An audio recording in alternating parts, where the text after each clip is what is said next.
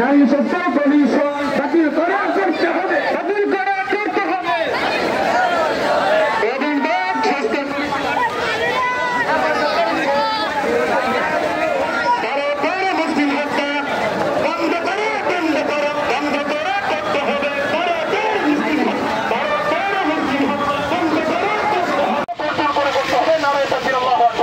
এই স্লোগানগুলো ছাড়া আমরা অন্য কোনো স্লোগান আপাতত আমরা দেবো না।